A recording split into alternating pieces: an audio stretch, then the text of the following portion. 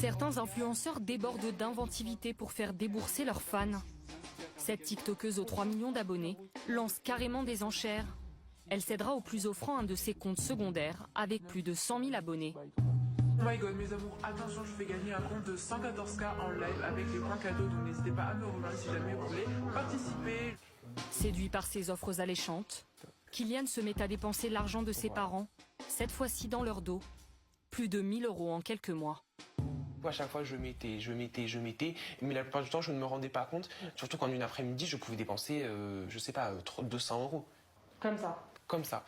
Et le but, c'est d'avoir autant d'abonnés qu'eux. Voilà, de devenir comme eux, en fait. Parce qu'ils ont très clairement une vie de rêve. Ils se lèvent tard, se couchent tard. Ils font clairement ce qu'ils veulent. Vont manger dans des restaurants de luxe, vont s'acheter des vêtements de marque. Et voilà.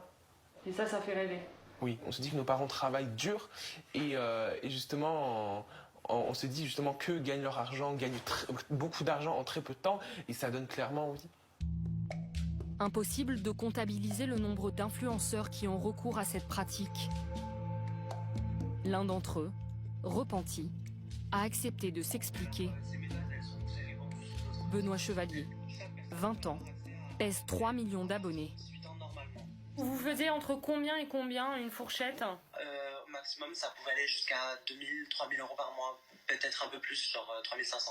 Est-ce que vous aviez conscience que le public qui vous donnait des cadeaux, ça pouvait être de jeunes mineurs, des enfants qui n'avaient pas forcément l'autorisation des parents pour vous donner de l'argent? Alors oui, on en avait conscience, mais on ne pouvait jamais en être sûr, parce que dans les règles communautaires de TikTok, il y a bien écrit qu'il faut être majeur pour donner des dons. Vous voyez leurs photos de profil, ça se voit que c'est des enfants. Vous, ça vous posait pas de problème? Parce que je voyais tout le monde le faire, on faisait la même chose, et je me disais, c'est tout à fait normal. Et en fait, avec le recul, avec le temps, avec les réflexions qu'on m'a faites, je me suis rendu compte de mon erreur. Benoît n'a reçu aucun avertissement de TikTok.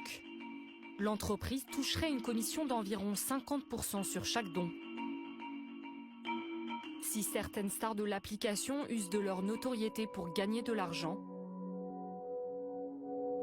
d'autres iraient jusqu'au harcèlement pour obtenir certaines faveurs.